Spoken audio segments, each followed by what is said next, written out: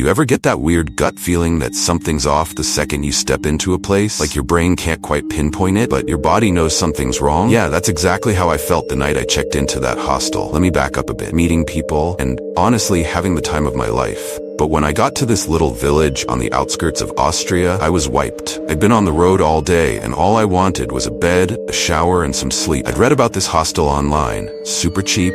Nothing fancy, but it had decent reviews. Some of the posts mentioned it being a little old-fashioned, but that was kind of the charm, you know? So I booked a room for the night, not thinking much of it. When I got there, though, I immediately regretted it. The building looked old, really old. Not charming old, but more like this should have been condemned old. The kind of place where you expect the roof to cave in any second. The sign outside was faded, and the front door hung at an angle, creaking with every gust of wind. But I was exhausted, too tired to care. I thought, whatever, it's just for one night. Inside wasn't much better. The lobby, if you could call it that, was dimly lit with ancient furniture that looked like it hadn't been touched in decades. The floorboards creaked under every step, and there was this musty smell, like wet wood mixed with something else I couldn't quite place. It didn't help that the guy at the front desk, an old man with sunken eyes, barely looked at me when I checked in. He handed me the key without a word, and just pointed to the staircase. That should have been my first clue to leave, but nope. I trudged up the stairs, dragging my bag behind me. The hallway upstairs was even worse. Long, narrow, and dark, with these creepy old portraits hanging on the walls. They were the kind of portraits where the eyes seemed to follow you wherever you went. I shuddered, trying not to look at them too closely. Finally, I got to my room, number 12. The door looked like it had been kicked in a few times,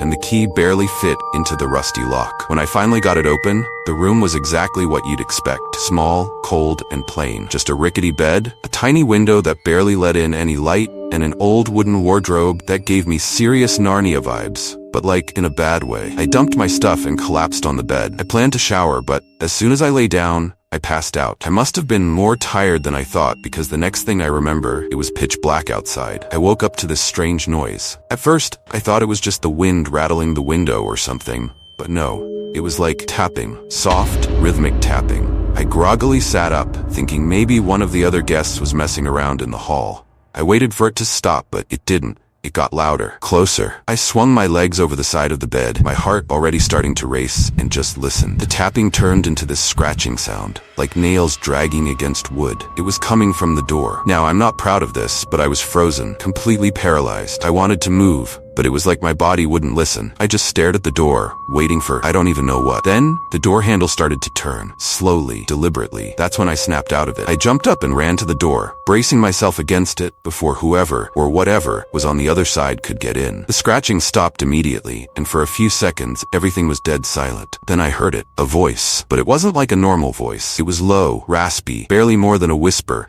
but I could hear it clear as day. It said, "Let me in." I could feel my heart pounding in my chest, like it was trying to break free. My hand was gripping the door so tight, I thought my knuckles would pop. I didn't say anything. I just stood there, holding my breath. The voice came again, louder this time. "Let me in. I know you're there." Now I know what you're thinking. You'd probably tell me to yell or call for help or something, right? But at that moment, I couldn't think straight. The only thing going through my head was that if I didn't keep that door shut, something terrible was going to happen. I don't know how long I stood there, but eventually the voice stopped. The scratching stopped. It all just stopped. But then came the footsteps. Slow, shuffling footsteps. Whatever had been at my door was now walking away. I waited until the sound faded completely before I dared move. My whole body was shaking as I backed away from the door, my ears straining for any noise. Just when I thought it was over, I heard something else. This time it was behind me. I turned around slowly, dreading what I'd see. My eyes landed on the wardrobe, the old wooden wardrobe I hadn't paid much attention to before. The door was slightly ajar. I swear, I hadn't touched that thing since I came into the room. I walked over to it,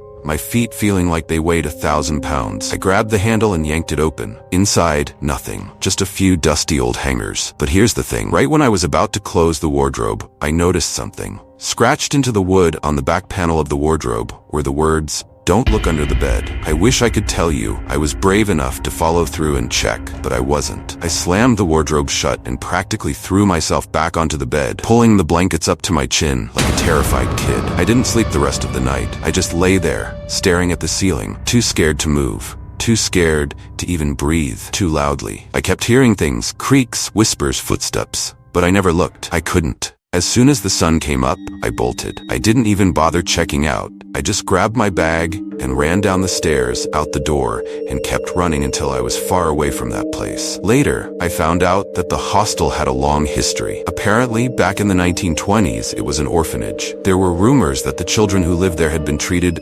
horribly. Some of them even went missing. The hostel owners never admitted to anything, but people say the kids never left, that they're still there, waiting in the dark, knocking on doors, asking to be let in. So yeah, if you ever find yourself backpacking through Europe and you come across a super cheap hostel that looks a little too old, maybe just keep walking.